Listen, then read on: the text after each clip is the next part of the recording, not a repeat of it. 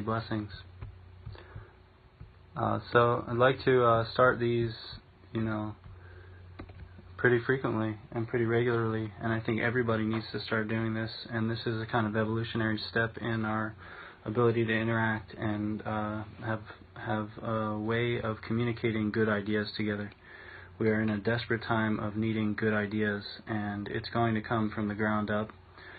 How we know this is what we see in biology. We see that biology always acts on the principle of all-in, chaos, biodiversity. These are the principles of ecology. So really the question is, how can we as a society, as a collective, start to really mesh and gel these kind of ideas together? One of the big problems that we have is in this controlled opposition is we have basically a well-lit fire in the political situation where basically if your candidate is not on top, there's going to be some sort of fight or argument. And I just watched a video actually which talked about how in the 80s Andre the Giant versus Hulk Hogan was the big wrestling event, and everybody actually thought that they hated each other because that's the kind of practice that they did. In public they had a certain face where all they did was talk smack to each other and tell each other how they were going to beat each other up, and but they were actually training together. So this is Hulk Hogan and Andre the Giant in the 1980s. So everybody there was completely convinced that there was a big rivalry and they hated each other and there was this big practice. So don't forget, everybody, that this is the kind of way that the establishment wins, is it takes us and it divides us into our own mental illusions which we fulfill, such as you're different than me because you look like this, or you're different from me because you smell like that or taste like that, or whatever kind of simple way of dividing ourselves. That's how the system wins and keeps us basically ignorant. So is the question between politicians, or is the question within the system itself? That's something I'd like everybody to remember as we communicate and we look for and seek new ideas. So with that said, if anybody has any questions, please feel free. I'd like to just share some of the updates about the van plan, which most of you know. I'm crowdfunding for a van, and really excitedly, we've passed the $5,000 mark. I'm really thankful and grateful to all of you. There's a lot of change occurring at such a fast rate. So what I'm trying to do simply is get into a van so that I can tour around nationally and internationally and continue to develop these models that I've been working on with you all about the cottage industry and working from the ground up to build basically eco-villages or sustainable communities everywhere. It is my intention to help sustain a new community to be born, which sees beyond the illusions that our whole mainstream society is going into, and has the ability to get their act together to have the food they need, the water they need, the supplies they need to either weather the storm, the impending storm coming through, or to be the model that actually changes the society. You know that the green technology is out there, it's being suppressed. There is every day some inventor, and every day that inventor is having their patents stolen from them through legal bullying. And so we have to actually find out how we as a society can find the others and really become that sustainable community that a lot of us are envisioning but don't know how to implement. So one of the things I plan to do with this van is to travel around just like this, interview people, whoever is an influence in my life. I was thinking of the ability to be able to drive to Stephen Harrod Buhner and have a great discussion with him just like this, or the ability to go visit Arthur Haynes and discuss these things with him and really help to pull in the sustainable understanding or the community building or the land situations all through the nation. So that's my vision, and I'm praying for it every single day, and I really appreciate how your donations to that program are living prayers. They're prayers manifest. Another thing I see myself doing is, in the middle of winter, when the pipeline, the DAPL pipeline, and it's funny how I almost just said the word protest, which is this fight against something. And that's a really great way to keep people isolated.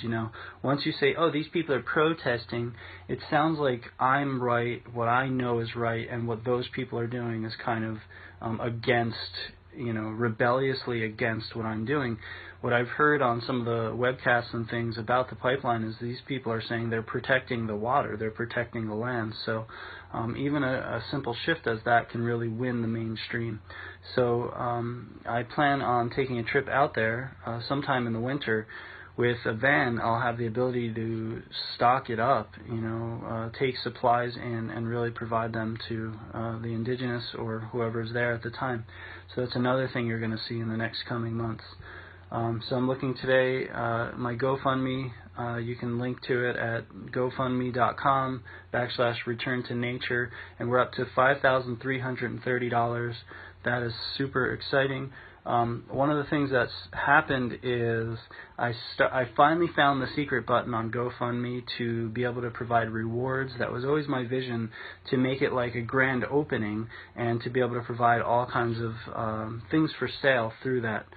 GoFundMe had its issues, and I basically couldn't find the rewards button. It took a couple weeks to finally find it, all hidden out there, and I started adding these rewards. So I've added, dark chocolates, elder elixir, reishi tincture, etc. And what I just found out is that basically anyone who donates that or more than that gets that.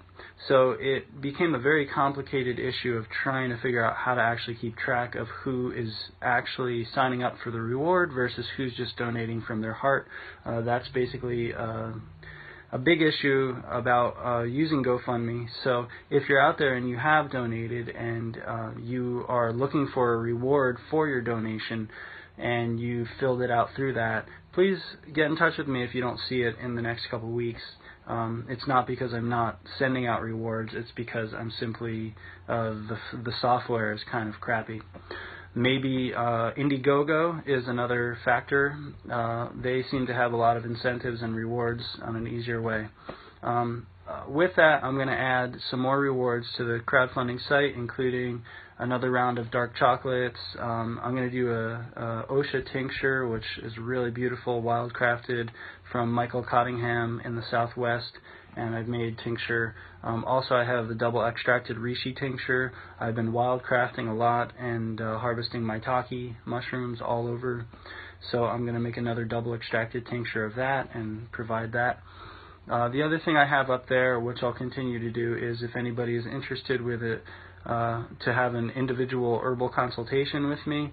Those are up there as well. So what we can do is have an online consultation. I have a consultation form. If you sign up for that as your incentive for donating to this van, then we can have a consultation, and that's something that I'll be able to do roving from wherever I'm at. The other two things that I wanted to mention, and that I'll be putting on the incentives page of the GoFundMe, but also it's up on my website, are I'll be hosting 2 mentorships in 2017. So currently open to taking memberships for that. One of them is going to be like I did last year, which is 4 seasons camping. So it'll be a weekend from Friday to Sunday every few months, and we'll really go in deep and we'll explore the forest and learn how to camp and wildcraft and identify plants and just really immerse ourselves. The way I had it built last year was that the first weekend was survival of shelter, and then the second weekend was fire as well as foraging, and then water purification. And now in November is my last mentorship of 2016, and it'll be all about winter survival. So that's going to be a really beautiful immersion program that I'm going to keep going this year. So if anybody's interested in that, check it out on my website or send me an email. The other thing I'm going to do, this will be the first year of that, which I'm going to do a online version. So I have this program set up for an online mentorship program, which will be basically taking a Facebook group, and we'll have the ability through the collective to do plant study and plant research as a community by providing pictures online and helping you run through identification of them using field guides, everybody getting on the same page, whether it be the same plant or the same family of plants, and drying them, preparing them, making medicine from them, making food from them, sharing your recipes, just having a really beautiful interactive session. So if anybody's interested in that, I'm pretty sure it's about 6 to 8 sessions for 2017, including webcasts. Check that out on my website as well, returntonature.us. So those are going to be the two mentorship programs this year. I might do a third one. As some of you know, I work with Co-op 518. Cooperative 518 is a farm in Princeton, and they're doing a lot of organic vegetable CSA, and they're moving to a different property, which is actually 100 acres. So I'm going to be collaborating there in some way. We'll see. Best outcome is a yurt in the woods so that y'all can come visit and do lots of workshops, and at least doing workshops there on a regular basis. So I may do another mentorship program just one Wednesday a month or one Sunday a month, and everybody can come, and then we'll have an interactive mentorship. So those are the 2, possibly 3 mentorships. If you're interested in studying, a lot of people tell me that they want to come to classes but can't make it, so maybe the online mentorship is something you want to look into. All that stuff is available on my website, as I mentioned, returntonature.us, or you can email me at dan@returntonature.us. Hi, Catherine. Yeah, villages, says Bear. Definitely, we need those villages like 10 years ago. We need to really establish sustainable communities. Basically, I like the idea of WWOOFing, WWOF, I forget how it's spelled, and that's basically farm programs that people can sign up and then do farming for mentorship, but we need to really step that up to a level of sustainable community, meaning we can integrate you as a camper, we can integrate you as somebody who's going to live in a shack, a eco-village, a yurt, what are you going to do for the community? Is it going to be a volunteer program? Is it going to be a year-long mentorship? Is it going to be pay to rent? All those things have to happen pretty quickly. So luckily we have some friends who are getting land, and we have lots of friends who are seeking to be part of that. And please help us out there, continue to make those connections. Wherever you live, there's people out there who are looking for that. Please try to find them, put the word out, help people find you. Number 1 is intention. So the next thing is I wanted to share with you all, I've got, of course, a workshop coming up tomorrow, which I'm really excited about. I've actually found a whole bunch of mushrooms, got oyster mushrooms, yay! And one of my favorites, lion's mane mushroom, a couple of those, found those yesterday. Those will be my dinner, possibly breakfast for tomorrow. So I'm really excited that we got a little more rain today, so tomorrow should be another proliferation of mushrooms. So we're going to go out there and again forage, and so if anybody's interested in that, please send me an email. Maybe Bear, reading Bear's comment, please help this man get his van, so much knowledge. Sadly, I'm not in Europe. Oh cool, you're in Europe. Yeah, where are the natives with casino money? Yeah, hopefully the natives can get out of the casino money world. That's, of course, corrupt. We know that. Bear's mentioning just the state of the world and where economics has been going and what's going on. But don't forget, So thanks to you all, I'm up to $5,000, over $5,000 just on basically $11 donations. Bernie Sanders had a whole campaign on an average of $30 donations. In the second presidential debate, who knows what is true out of these people's mouths, but Donald Trump apparently said his campaign average was $50. I don't know what to believe there. But those are the kind of things that I think, this is voting. This is the true vote. You're voting with your dollars because you don't live in democracy, you live in capitalism. So this is what it's like to live in capitalism, is that capitalism corporations are looking for people's votes through their dollars, and whatever vote you give is whatever corporation will thrive. So luckily I am definitely not a corporation. I'm a human being. Here I am. I do not have corporate personhood, but all these corporations who do are getting fed by us through the money that we give them. So if we can really as a culture learn to be mature with our money spending and really steer our ability to vote for these corporations, and that's going to be, I think, the largest aspect of what we can do as individuals to make a difference. Also, I wanted to mention tomorrow there is a pipeline protest of sorts, let's say protection, I don't have the right word, but somewhere in, I think, the Pennsylvania area, so y'all can check that out. If you're interested, go stand in solidarity with the people who are standing up for water rights. Oh, there's so much about water. You know, it's a really profound thing. In the last 2 years, some of you who've been hanging out with us and everything have really seen that one of the things that I was really inspired by with Katya, who's a geologist and a good friend, she introduced the idea, and we kind of came up with the idea of singing for the waters. So every time we found lakes and everything, we would just burn Palo Santo or sage and just pray for the waters there.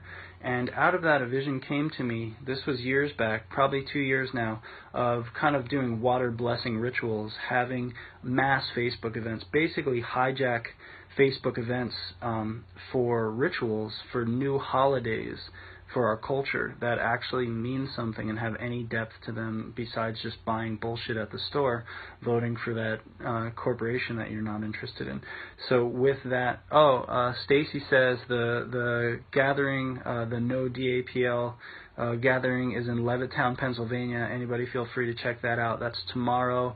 So either come to my plant walk and learn how to reduce your fossil fuel imprint so that we can take our money out of those corporate interests, or drive and protest or stand with the people there and, you know, join in solidarity there.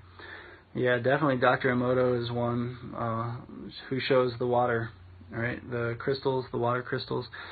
So along with this vision is I really saw how it would behoove us to really gather up the masses to do these kind of water blessing rituals and really just make it so undogmatic, which means that whatever you think is sacred, whatever you feel is sacred.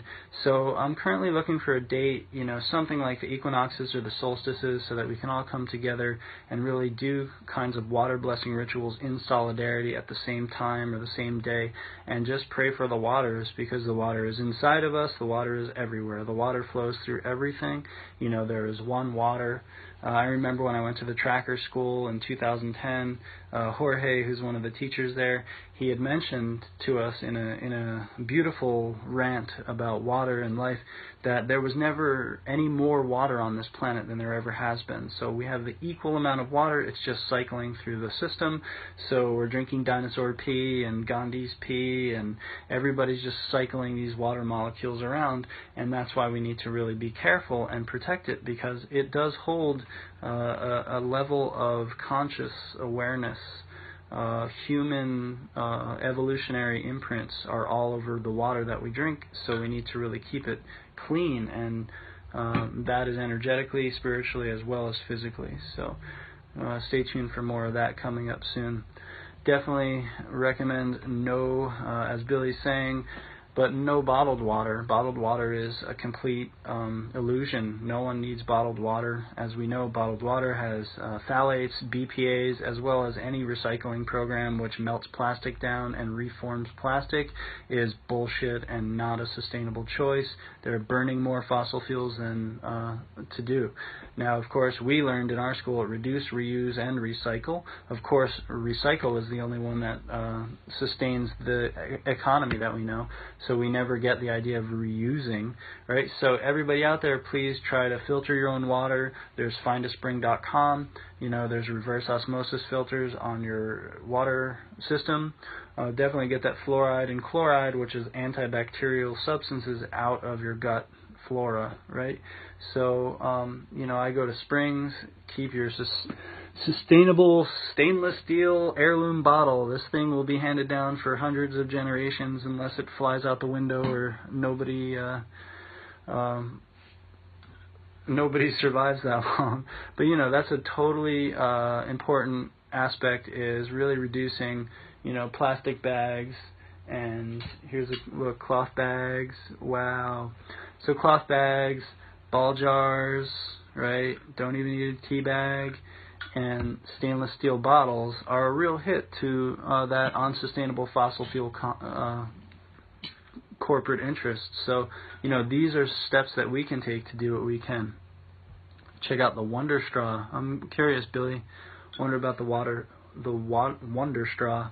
There's also the Life Straw, which I've tried out in a lot of wild streams. Those are, of course, totally made of plastic, but they're helpful if you plan on enjoying the apocalypse or anything like that.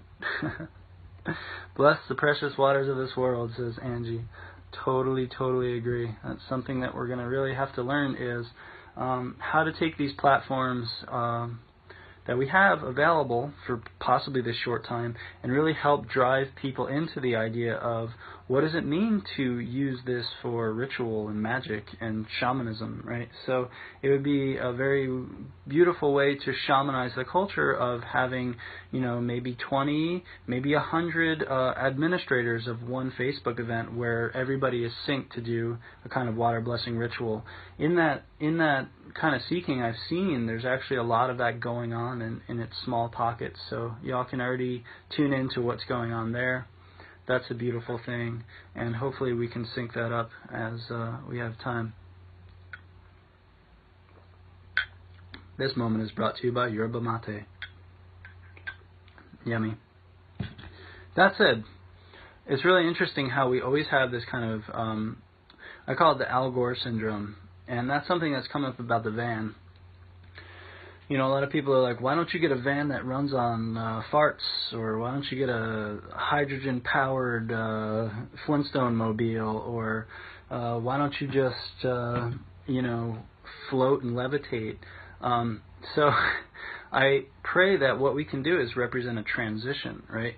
So one of my good friends mentioned, the idea of 70% local and 30% exotic, right? So have your mate, have your coffee, do fair trade, sustainable, organic as much as you can, and then have 70% of what you consume, if you want to use that word, to be 200 miles from you.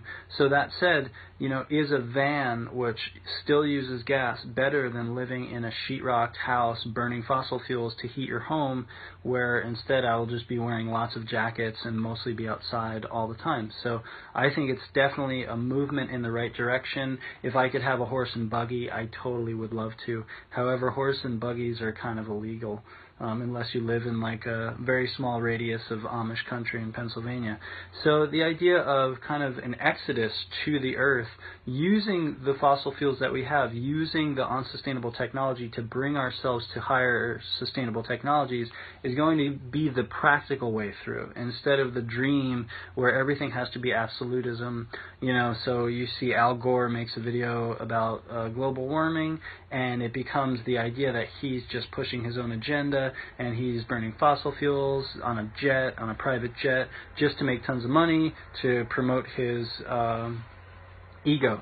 And now, is that true or is it not true? It's probably a little bit of both, and the thing is, what else are you supposed to do in this world in the position we're in? So we really have to try to understand our way out of this unsustainable crash landing step by step by step by step, very systematically. So look to vans as a way to transition. Maybe this will be the start of forcing certain, American vehicle companies to go into vogue by providing some sort of van that is a sustainable option. I do see that people are going to want to be living in things like tiny homes more, tents and yurts, and all that stuff is really going to take off. I know that the whatever millennial generation is not going to try to, how many of you out there want, a $6 million home and all the good fixins so that you can have a mortgage over your head and work every single day for nothing. I don't think a lot of people are buying that anymore, and the matter is there's not a lot of options. If you look around, I mean, think of there's trailer park homes, right, which are seen as terrible, but there's no yurt homes or tent villages or something like that, which could be a sustainable option. So basically the bare minimum of your allowed acceptance of society is that you have to have like a $2,000 a month apartment. But if you do some math on minimum wage, that's unaffordable at 40 hours a week. So unless you want to work like a slave, these are the kind of ways out. So look to vans, look to, bicycles with sustainable options. I definitely want to have a bike on the back of the van. I see that the van will be a hub, with wheels, basically a waterproof shed that can move. So this is great for me because I can get the hell out of wherever I need to get out of if time calls for it. So imagine that in the van I have bulk supplies of food, I have water, I have a way to dry herbs, put them away, drying mushrooms, an electric burner that I could hook right up to the battery of this vehicle that I'm looking at, and then I can cook food there, or I can have a backpack and I could leave the van for weeks or months and head into the woods and live sustainably and live as close to the land as possible and do survival challenges and take you all with me, and then come back to the van, restock, and go somewhere else or bring the van somewhere else. So it's really kind of like a storage unit that's roving. So, as some of you know, but probably not all of you, I pretty much only drive to classes. I don't do a lot of driving. I walk a lot and will continue to do that. Reading comments. We need land to put our tiny homes, says Stacy. Totally. This is where I think that what we have done in a way is basically the left and the right of the political situation is actually met in the center, which is that basically those to the far right, let's say, are pushing more towards libertarian ideas, which ends up being localized government, farming, back to the land, agrarian, and you look to the left, the extreme left, what do they want to do? Back to the land, sustainability, agrarian. So basically what's going to happen in the next 5 to 10 years, as old farmers who are constantly voting Republican just because that is how the Republican platform was built, are, and largely it's against their own interest, they're going to have their family farm, right? And they're not going to want to sell it. Their kids aren't going to care about it. Their kids are going to want, the latest technology. They're not going to be sustainable farmers. And they're not going to want to sell it to developers. So who are they going to sell it to? They're going to sell it to a group of people who come in with a serious plan, with an economic strategy, with an ability to take that place over, build some yurts, get a sustainable village going, and provide those people the check. And that's what it's going to take. It's going to take us organizing together. And that's the thing. I think a lot of us are stuck on the 1 or 2 people, right? The 1% of people who don't get it, and we're really dwelling on how come they don't get it? Why won't they just understand?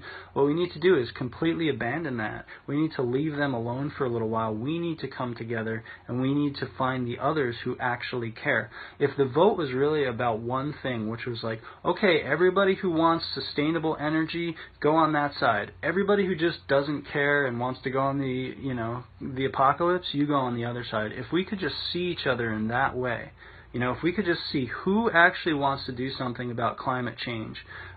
This leads me to the idea of maybe a Facebook group, right? But what would you call it? Another Facebook group out of 6 billion.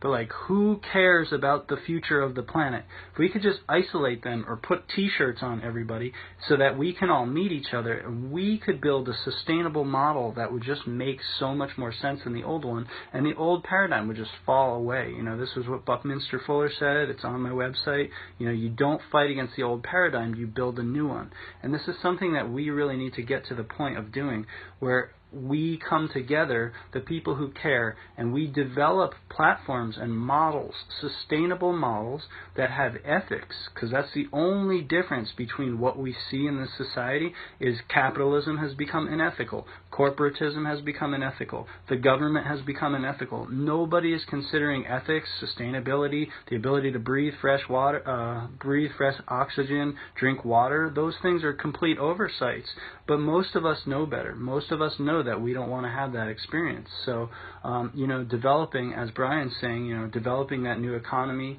makes me think of, Brian, who's that young guy? That he lives in Pennsylvania. He talks a lot about sustainable economy. He's getting very popular. Also, Derek Jensen does it in a much more pissed off way. So we need to really focus not on who doesn't get it. We need to focus on who does get it and who does care and who does want to live on land sustainably, and what are the ethics and how do we develop, the same things that corporations use, like a mission statement, right? Working groups, ability to move forward, who's going to get the finances, how are we going to get a grant writer. These are the kind of things that are going to beat the system at its own game. So it's not about opposing the system and, putting our heads in the sand. It's really about using that system against itself, a kind of Aikido, right? So that's what we really need. And really the only problem is one problem, and that problem is basically just a lack of biology, lack of awareness of biological understanding, right? So as we learn slowly as a society that Gaia, Earth, is a living system, right, and that we are embedded in this living system, as we understand that, as science starts to confirm the revelation that indigenous people and people of the old have always known and seen, as science continues to confirm that, what will loom overhead is the realization that we are a small part embedded in the biological intentionality that has been going on for billions of years. Right, the planet, the universe that we know is 14 billion years, and that's every single piece of molecule that has begun in the Big Bang is talking out of my mouth right now, right? My fingernails are made out of the Big Bang, right? So we're embedded in this situation of sentient intelligence, something that's driving a force, and what we are is like monkeys who are waking up to realizing that we're the cosmic co-creators. And so the way that we can do that is one meme, basically. If you think about technology or biotechnology, right? What is biotechnology? It's like surgery on the earth, right? It's like, I'm the leader, I'm the controller, I'll just cut the earth up however I want. Monsanto, genetic modification, sure, I know better. Don't tell me I don't know better. I'll make this corn feed billions of people. I'll make it so that you can poop corn out. You can swallow a piece of corn and poop a whole corn out, and you can feed it to somebody else. That's how we do it, because we're the masters of the earth. If you think about one shift, one possible societal shift, it would be something like biology over technology. And those would be a simple ethical platform, such as, okay, does your technology destroy biology? And if they say, yes, it destroys biology, then you say, no, you can't do it. Go back to the drawing board, develop a sustainability plan, and come back, and then we'll approve it. That is the only thing I think we need to shift in this whole society. Otherwise, if Walmart was selling green technology and solar panels made out of hemp cellulose, and it was all done sustainably, it would not be a problem necessarily. Of course, you have to watch out for greenwashing and all the complete lies that these corporations are using. But if we can force them to be sustainable in the way that we understand is authentic, then there could be no problem. So, consider this idea of biology over technology. That's really what it comes down to. Brian mentions his name's Charles Eisenstein. He calls it sacred economics. That's definitely a good thing to look into. He is definitely someone that we should be voting for versus the charlatans that we call politicians in the society. Don't forget, I think another thing that's happening on the planet right now is that we are birthing out of the need for politics, is that we now see, most of us see that politics is like a shirt that's too tight, and we're pulling it off of ourselves, and we're looking and we're scrambling for something else. And that's going to come in a new form. It's not going to come in politicians anymore. It's going to come in people like Charles Eisenstein and people with good ideas. So the great thing about the internet is that good ideas ideas will overcome bad ideas, that is with your power to share ideas. Just by liking and sharing things, you are determining what ideas get spread. So that's our great power in this time that we're in. Billy says they're releasing millions of bioengineered mosquitoes in South America. It's crazy. I'll one-up you. They've released probably millions of bioengineered moths in New York City. I found that after the whole Zika thing happened. So they didn't even tell anybody about that. So that's exactly, we're fighting Monsanto. And the other side, Monsanto revamps its demonic head in the form of bioengineering insects. Right? So again, it's that same kind of thing. It's only down to one thing. Technology is over biology, right? This comes from, the fundamental assumptions that we've had basically post-Renaissance, which is the idea that, nature is a machine. Right? And it turns out that that's not true. Nature is not a machine. All those fundamental assumptions have been shattered. Just study bacteria. You'll see very clearly that bacteria are very sentient and very intelligent, and they're not something you can just genetically alter and think that you know what you're doing, or else they'll have a consequence. They'll just basically kill you. And that's what we're getting into, Teresa says, wondering if I have any suggestions for how to break out. Can you help me understand what you mean by break out? Break out of society? When you have two children, and so it's really hard when you have kids and you have a daily grind, and the cost is already so powerful that the living situation is basically forcing people, in the rat trap, and that's what we have. So the first level is everybody needs to learn from that and make sure that if you're going to bear children, that you have a sustainable model to live through so that you don't get stuck in a situation that you don't want to be in. Because it turns out that bearing children, if you do it the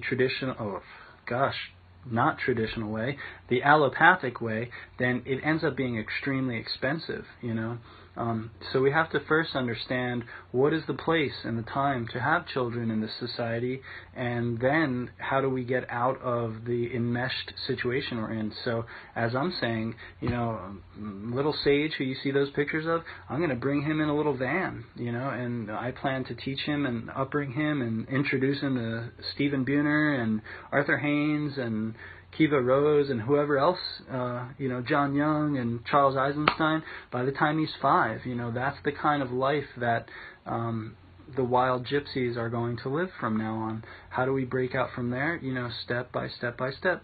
Know your local farmer, look for the land, look for the eco-villages, build the eco-villages, build community, have more homeschooling, unschooling, skill shares, connect with the community locally, find, homeschoolers. That's one thing that's very cool. There's a lot of homeschooling programs, and they basically just teach themselves, and they teach together. So that's like private school for people who don't have, an extra $40,000 a year to spend. But it's a difficult question, but, most of it comes down to community, right? If we had a larger sense of community, then we totally would have less cost to deal with, Another thing, Teresa, is of course foraging, Foraging is very important. It reduces your bills, you know what I'm saying? So learn to forage and learn to garden and try to cut down on those taxes and really get the kids involved. I think not enough parents get their children involved in the food making process. So we had a little glitch. Not enough kids get involved in the food making process. If kids grow kale, they will eat kale, right? That's another factor. So throw some seeds down.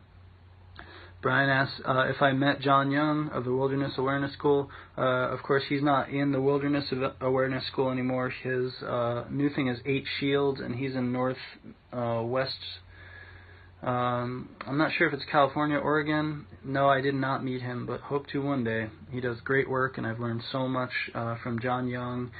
What the Robin Knows is one of his books, and bird language, advanced bird language, all kinds of stuff about how the concentric rings in nature are informing us through bird language, through communication of birds, and it's not language like, hi, I'm a bird. It's more of a bird showing an expression of energy through its sounds, and some of those are calm, and some of those are agitated, and some of those are very afraid, and those are for reasons, and birds do not spend energy if they don't have to because they're foraging. So that's a really important thing for all of us to learn.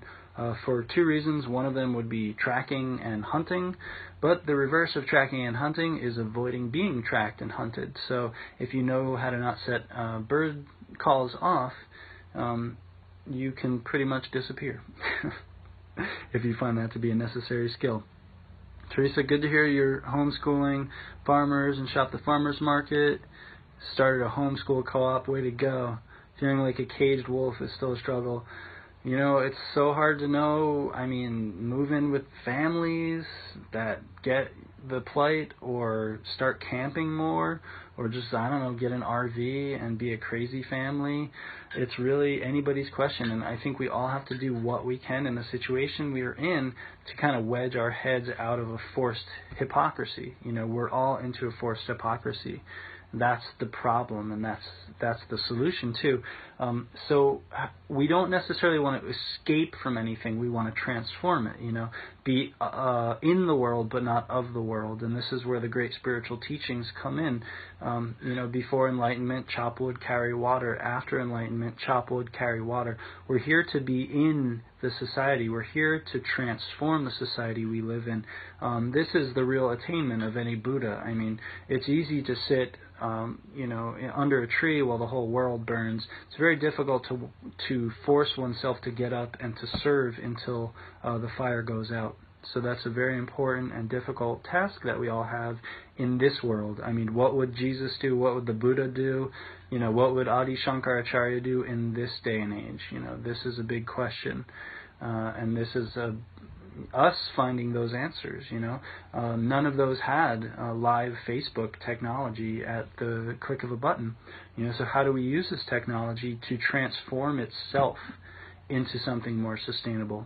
I know that plastic can be made from vegetable cellulose. It's so obvious. It's so easy. It's totally possible. We just have to demand it, and the way to demand it is to transform the culture, help educate people whenever you can, and, you know, take your money out of unsustainable things and put them into sustainable things. We're going to see a lot of transformation in the next 10 years, and you're going to be fundamental in that transformation. Remember, Martin Luther King didn't necessarily know he was Martin Luther King. John Lennon didn't necessarily know he was John Lennon. All these people wake up to their greatness, right? You are great. You are now able to communicate with the entire world, right? And that's a very powerful thing. Imagine if during the debates you had on one channel, you can watch Donald Trump versus Hillary Clinton. You change another channel, oh look, it's Bob Marley, John Lennon, Martin Luther King, and somebody else. They're having a webinar. What would you watch? What would you listen to? Who would be your leaders? Right? Oh, Bob Marley's there. Oh, look, live call-in with Bob Marley. So that's something that we need to get to again, is empower the grandmothers and the grandfathers, the wise people, to be our teachers. That's another thing I want to do, is travel to indigenous communities and give them this microphone. So on the Return to Nature page, you all know there's over 25,000 people there, and I hope that it continues to grow, because that's going to be the audience into any indigenous elder who wants to teach the people and be the politician. I will vote for them any single day. Brian mentions, just heard of Forest School being offered in Berkeley, California as an alternative to Montessori. Kids are far more engaged. Yeah, there's all kinds of stuff like that I've seen in Switzerland, in Germany, all over Europe. You know, I do a lot of classes like that. I'm going to probably work with a homeschooling group on next Tuesday. You know, I just end up going to these places and sharing the love for nature with children. And that's something that's really powerful and definitely a necessary thing. So if everyone just does what you can, that's the whole thing. Don't do more than you can, just do exactly what you can do. And that's going to make a huge shift. So I also wanted to mention, as we're coming to the end here, thank you for tuning in, If anybody's interested in coming to a class, whether it be digitally or physically, November 5th at Antononco Earth Art School, which is good friend Olga Scher, is hosting us for a class from 3 to 5 p.m. called the Yoga of Plants, where I'll discuss a lot of the plant ritual aspects in Ayurvedic tradition as well as the Vedic tradition. So I'll talk about ritual practice with herbs, how that kind of interfaces in modern and ancient times. We'll talk some of preparations of herbs, kind of the shamanic and the alchemical practices of those traditions, and we'll definitely talk a little bit about the powerful and mythical soma, which is known in the Rig Veda. So anyone can feel free to tune into that. You'll see that on my website or on Facebook, and that Facebook site is Return to Nature Skills. Let's see what else. So, Brian, thanks for the link. I'll definitely check that out. Oh, cool, about nature school.